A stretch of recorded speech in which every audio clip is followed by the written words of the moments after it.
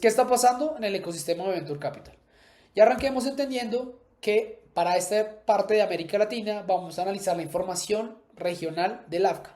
La AFCA es la Asociación Latinoamericana de Startups, cuya función es el mapeo, registro de actores del ecosistema y mapearlo a través de reportería para podernos dar cuarto a cuarto la mejor información de la región, desde inversiones, salidas, reportería, entre otros. Analicemos esta gráfica y arranquemos por el levantamiento de fondos de inversión en la región. Y es bien interesante como hablamos anteriormente, los fondos y nosotros como inversionistas estamos teniendo un reto importante en liquidez y además de un entorno cambiante con tasas de interés altas. Pero estos factores no han afectado de manera natural ni a todos los gestores ni a todas las industrias.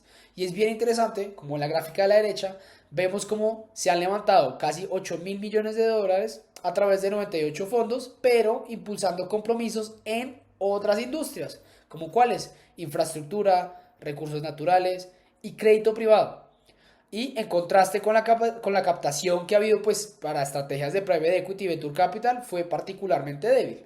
Y acá bien interesante que analicemos esta gráfica a la derecha, porque si vemos como el private credit, que en este caso es el llamado crédito privado, slash puede ser entendido como hasta venture debt, vean la proporción que ha subido en el tiempo.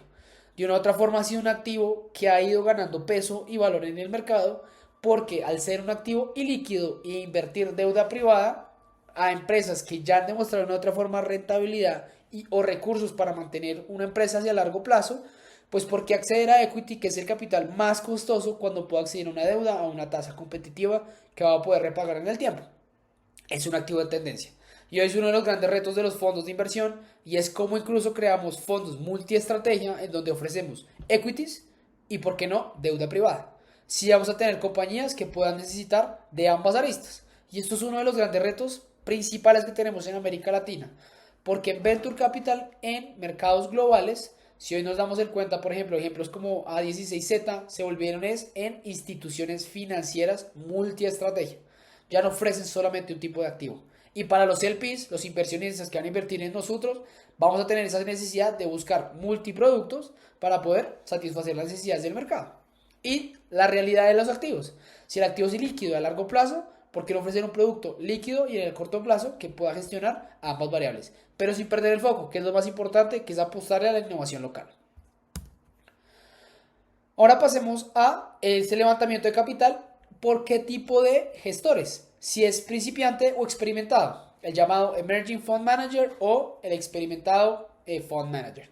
Los gestores de fondos consolidados terminan captando una proporción desproporcionadamente alta comparando el total pues, de 2024, por ejemplo, lo que señala que la continuación de relaciones entre GPs y LPs.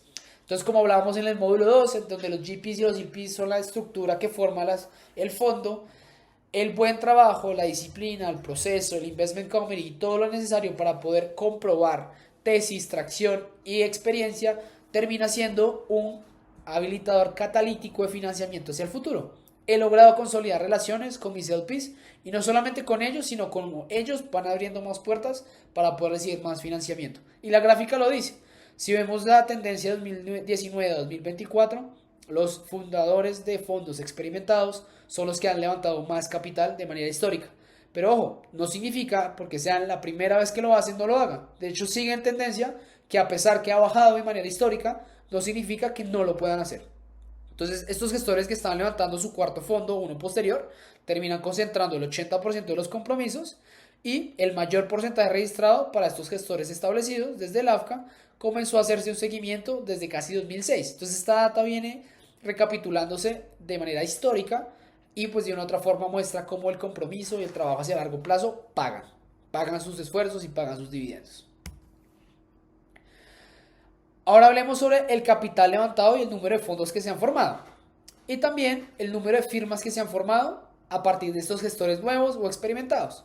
Bien interesante como en Latinoamérica se han recaudado más de 548 millones a través de 52 fondos para 2024 y son fondos enfocados 100% en América Latina. Y si se dan cuenta, el punto más bajo para la recaudación de los fondos en la región durante los 8 últimos años. Bien interesante y bien difícil. Igual veamos la tendencia de mercados globales, ¿no? Los fondos también a mercados globales están teniendo retos para levantar financiamiento, pero no significa que el capital levantado en 2023, 2022, 2021, si se dan cuenta los picos más altos históricos, están en momento de deployment. ¿Qué quiere decir? Están invirtiendo de manera activa. Si en el proceso de fundraising se ha atrasado y volviendo un proceso mucho más lento, se está haciendo que las asignaciones de capital pues estén distribuidas casi que quirúrgicamente en los GPs que de otra forma han comprobado o los que ya han levantado y el capital está disponible para invertirse. Dos formas de ver la gráfica. Uno es, hay capital disponible en la región para poder activar.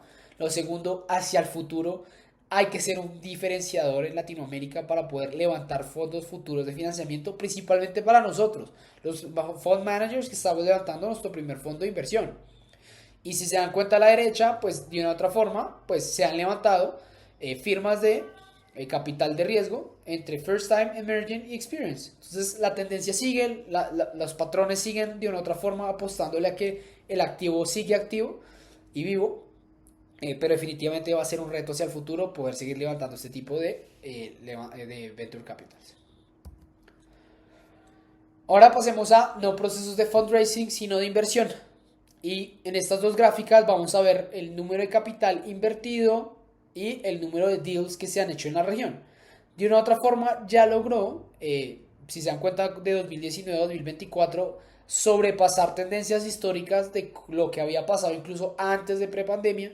Y esto es bien interesante porque de una u otra forma ha logrado catch up o alcanzar niveles otra vez de inversión alto. Recuerden, hay capital disponible para invertir. Entonces la inversión de VC en la TAM terminó estabilizándose en 2024 y aumentó un 8%. Y este volumen de acuerdos se mantiene alto por la participación locales en etapas iniciales y semilla. Recuerden que nuestro ecosistema que es locales, pre-semilla, semilla, o sea, edad temprana. Brasil concentra la mayor parte de los deals, es el mercado más desarrollado de la región, alrededor del 44%, México 26%, y en otra forma pues son las principales potencias de inversión en la región. Lo sigue Colombia, y esto es bien importante cuando analicemos Colombia, porque Colombia en otra forma termina siendo eje de conectividad entre los dos mercados más grandes, ¿no? Las rondas de etapa tardía, cuando invertimos serie A, B, C y para arriba, se recuperan tras 2 años de desaceleración. Y esta inversión en edad tardía alcanzó casi los 1.600 millones de dólares con un aumento del 55%. Entonces, bien interesante, acá vamos a ver la proporción de todos los países en la región y pues tener un análisis detallado sobre cómo la inversión se ha comportado en la región. Pasemos ahora cómo a partir de estos cuartos también se ha distribuido entre el tipo de inversión en la etapa. Entonces recordamos que Latinoamérica es un ecosistema de edad temprana, distribuido entre edad temprana, semilla, edad avanzada y hoy entra el concepto, recuerden, de deuda.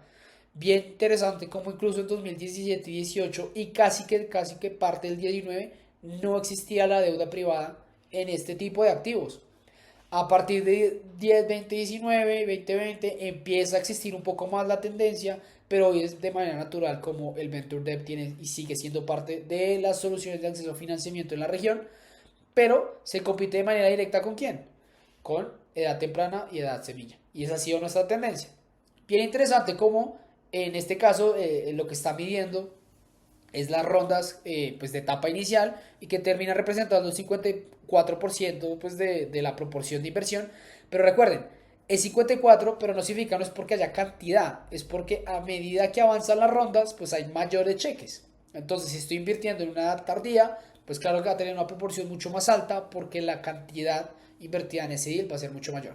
Y reforzando ese concepto de que el ecosistema es de edad temprana, veamos estas dos gráficas. Uno es de Endeavor. Endeavor es la red global de emprendimiento más importante del mundo que analiza y entiende el desarrollo de ecosistemas emergentes.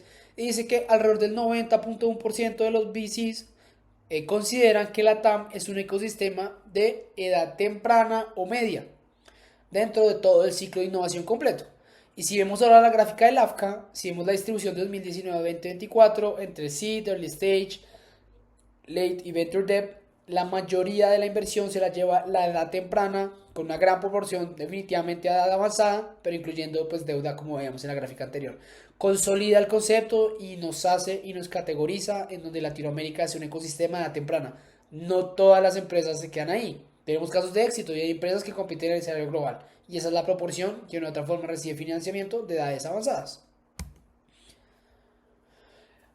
Ahora veamos la distribución por país. Y es bien interesante cómo en México, y por primera vez, atrajo la mayor cantidad de dólares de capital de riesgo para el primer trimestre de 2025, superando la inversión en Brasil por primera vez en 15 años.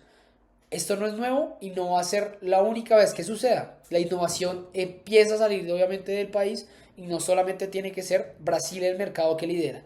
Hoy México supera esa barrera y si vemos la distribución en el año, a través de los años, vemos como también hay tendencias de crecimiento de otros países. Si bien Colombia, por ejemplo, sigue siendo competitivo y casi que muy dinámico alrededor del tiempo, vemos como Brasil por primera vez empieza a perder posición y juego y México entra a competir en el escenario global a nivel regional. Veamos un poquito ahora los tech hubs emergentes en América Latina. Es bien interesante ver cómo siguen creciendo estos nodos de inversión y cómo se terminan concentrando la innovación en múltiples ciudades de la región. De una otra forma, si recordamos los módulos anteriores, la identificación de los actores del ecosistema, se necesita también tener las ciudades creadas para que este tipo de actores puedan interactuar y desarrollar todas sus propuestas de valor en conjunto. Interconectividad, conexión, networking, acceso a oportunidades, entre otros. Esta gráfica es bien interesante porque como de 2019 a 2025 hay una distribución en la creación de tech hubs nuevos, tech hubs ya consolidados, unos que todavía de pronto no han sido mapeados y otros que no han sido de una u otra forma reconocidos por ciudades importantes. Pero definitivamente, si vemos la gráfica, los tech hubs más importantes para la región, para el mundo entero, terminan siendo ciudades como Sao Paulo, México, Ciudad de México, Santiago, Bogotá y Buenos Aires. También tenemos los hubs que están emergiendo y de otra forma tienen esa chance y esa oportunidad de decir acá estamos y queremos apostarle al sector y al desarrollo económico local. Estas ciudades como Río de Janeiro, Florianópolis, Belo Horizonte, Lima, Curitiba, Monterrey, Montevideo, Medellín, Colombia. Y aquí es bien importante porque Medellín está en esta apuesta gigante de convertirse en un hub principal para el ecosistema a nivel regional y ya está en camino y la data lo comprueba y Porto Alegre, Brasil. Y finalmente, pues otros que terminan siendo emergentes y hay unos nuevos, aparte de Guadalajara, Quito, Recife, Victoria, Córdoba, San José y Rosario, entra El Salvador, Brasilia, Golania, Blumenau y Panamá. Entremos cada vez más en detalle. Y ahora distingámoslo incluso en la inversión VC para fundadoras mujeres. Y esta data es bien interesante porque históricamente, si ven la tendencia entre el porcentaje del capital y el número de deals, si bien ha venido subiendo y el número de deals que han ido, se ha mantenido casi que constante entre el 19 y el 16%, hay una diversidad de género a la hora de invertir. Y es bien interesante porque en Latinoamérica 338 rondas han sido por mujeres que lideran startups o dentro de una parte de liderazgo o formación. Y en total han levantado más de 9.3 billones desde 2019. Entonces creo que es una clara asignación de que hoy las mujeres lideran compañías que compiten en el escenario global y definitivamente esto no se va a quedar estable, sino va a subir y vamos a ver muchas más con mujeres liderando este tipo de innovación a nivel regional y en el mundo. Pasemos ahora con fundadores experimentados y esta tendencia de fundadores que ya han creado compañías antes, ya han salido y de una otra forma ahora crean otro tipo de inversiones. Bien interesante ver cómo estos fondos o nosotros como inversionistas vemos a estas compañías y este tipo de emprendedores, ¿no? Los fondos experimentados representan el 38% de las rondas de Venture Capital por encima de $1 millón entre 2024 y 2025. Porque hubo una caída tan impresionante para 2025. Y recuerden, independientemente de la experiencia, estamos en un ecosistema cambiante, cíclico, tasas de interés altas y bajo en liquidez. La tendencia se ve y se verá, no solamente en el mercado global, como lo estamos viendo ahora en Latinoamérica, pero vean lo interesante que, de una otra forma, que casi el 40% de las rondas pues se las están llevando los inversionistas, que los emprendedores que ya han hecho algún tipo de tracción, ya han comprobado algún tipo de experiencia y los VCs optan por apostar a este tipo de emprendedores. Pasemos ahora a la inversión de corporativos en Latinoamérica. Hoy la participación, si comparamos con el mercado global, era alrededor del casi que el 21%. Hoy en Latinoamérica está alrededor del 15%, o sea, está también subiendo y en tendencia. Vean cómo la gráfica de 2019 a 2025, independientemente de la caída en 2023, toma un repunte e incluso está llegando a máximos históricos. Y aquí hay una tabla bien chévere para que puedan ver los inversionistas corporativos que están invirtiendo de manera activa en emprendimientos. Entonces hay desde mercados desarrollados como lo vimos anteriormente en la TAM, que es Brasil y México, pero también entran jugadores globales a invertir en la región. Eso es bien interesante porque renueven. Lo más importante que estamos haciendo es conectar el mercado latinoamericano con el global. Pasar nuestras empresas a rondas de financiamiento subsecuente con jugadores que traigan la liquidez. Y estos jugadores internacionales como de Holanda, Estados Unidos, entre otros, de una otra forma traen esa liquidez que quiera apostarle al mercado emergente latinoamericano. Acá les paso una lista de los fondos más activos en Latinoamérica. Si son uno de ellos, pues felicidades. Si no, nosotros estamos en camino tras de esta educación y de todos estos procesos, volvernos unos fondos y unos gestores activos. La palabra activo viene de la mano de hacer deployment, de traer relaciones, conectividad, talento, innovación y todo lo que requiere para que un centro de innovación o una región pues pueda llegar al siguiente nivel, ¿no?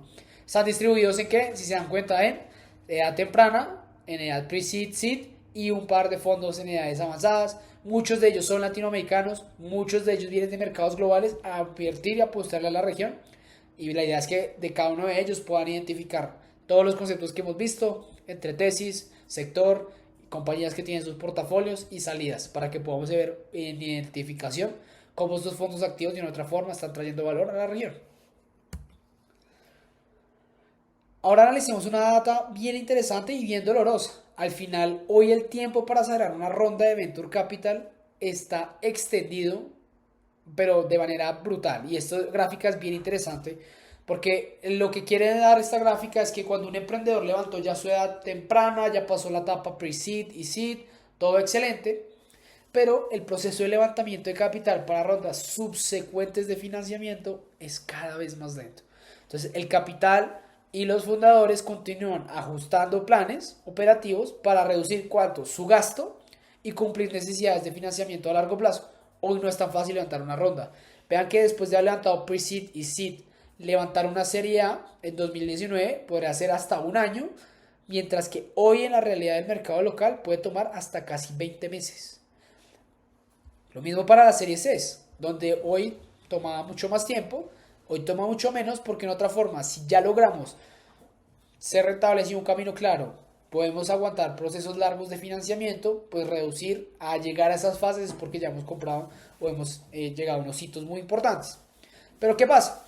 Las empresas tienen que analizar ahora tres cosas importantes, ¿no? Y es uno, el estado actual y salud de su empresa ya no es levantar dinero y dar nosotros el dinero a DEX, recaudar nuevas fuentes de capital, las llamadas down rounds. Entonces las empresas al extender tanto los tiempos de fundraising que tienen que hacer, levantar a menos valoración, valores mucho menores, pero para poder seguir sobreviviendo, factor a aprovechar precisamente por los inversionistas. Y luego tercero es recurrir a deuda. Si yo soy una empresa que ya tiene de una otra forma rentabilidad o un camino claro a eso, pues los inversionistas están viendo la oportunidad de crear equities, pero si la empresa puede recibir deuda, pues hacerlo. Y la empresa también está dispuesta. Entonces, bien importante porque ahora no es solamente entender la dinámica del ecosistema, sino también lo que necesita el emprendedor. Y en últimas, si esto no llega a pasar en estas ventanas de tiempo de estadística, las empresas que terminan haciendo, cerrando o buscando procesos de venta o de liquidación. Ahora analicemos las verticales en las que más reciben financiamiento en la región. Esta gráfica del AFCA analiza dónde se está yendo el dinero y FinTech continúa trayendo la mayor parte del capital invertido en Latinoamérica, pero seguido por e-commerce, servicios de cloud computing, CRMs, transportar y movilidad, servicios de salud. Bien interesante como las dos gráficas analizan dos cosas distintas. Una cosa es el porcentaje económico o literal desembolsado y la otra es el número de deals. En este caso, en FinTech se hicieron alrededor de casi 230 deals, casi 4 o 5 veces la inversión en e-commerce. Pero aparecen también industrias interesantes, ¿no? También tenemos una tendencia a la inversión con impacto y muchas de las industrias nada más en salud, en agronegocios, en logística, en energías limpias, terminan también empezando a ser tendencia en la región, ¿no? Y pues un factor limitado por las fintechs que de otra forma es una de las necesidades más amplias que hay en la región. Desde acceso a financiamiento básico hasta acceso a crédito y todas las verticales posibles en pagos, etcétera, que hoy pues juegan en mercados hiper grandes que pueden lograr pues no solamente una competitividad, sino también esas necesidades llevarlas a otros mercados emergentes a nivel global. Hoy las empresas, si se dan cuenta, no crean negocios para un sector local o una región, crean empresas globales. Y por eso como inversionistas, al ver estas fintechs, estos e-commerce, son negocios que no operan solamente en su país, sino son multipaís. Hablemos de salidas y cómo ha sido el comportamiento de retornos en la región. Según este reporte, dice que las salidas entre 2016 y 2023 se ha dado principalmente a través de salidas estratégicas. Sigue el comportamiento de los mercados globales y dice que representan el promedio del 41% de los eventos de liquidez. Y solo el 10% representan salidas a bolsas públicas de valores como la de Nueva York, ¿no? Entonces, esto nos indica que un poco que la proporción de eventos de liquidez generados en edad temprana, más avanzados del ciclo de inversión, son claves porque, de una u otra forma, ¿qué está pasando? Al nosotros tener un ecosistema de edad temprana y ver que la mayoría de salidas suceden a través de fusiones y adquisiciones, quiere decir que nosotros para pasar a rondas subsecuentes de financiamiento tenemos dos retos principales como inversionistas y es cómo estamos conectando de manera eficiente nuestras empresas con capital global. Y lo segundo, llevar estos ciclos de innovación de edad temprana a avanzada, pues toma ciclos de tiempo mucho más largos. Si se dan cuenta de la proporción, que además hay otro tipo de salidas, si se dan cuenta en la gráfica, pero, y también en el número de deals, termina siendo pues una proporción bastante baja. Y pues bueno, para reforzar el concepto y las salidas, dónde van a estar y cómo se van a consolidar en la región. Y hoy en Latinoamérica existen más de 60 empresas de tecnología listas que han levantado capital, más de 150 millones en financiamiento y aún no han podido salir a bolsa ni han podido ser adquiridas, pero veremos una transición natural a que sean adquiridas totalmente a través de fusiones y adquisiciones y ventas estratégicas por jugadores globales grandes que quieren entrar a nuestra región, pero será un camino, una tendencia mucho más clara que tenemos en la región.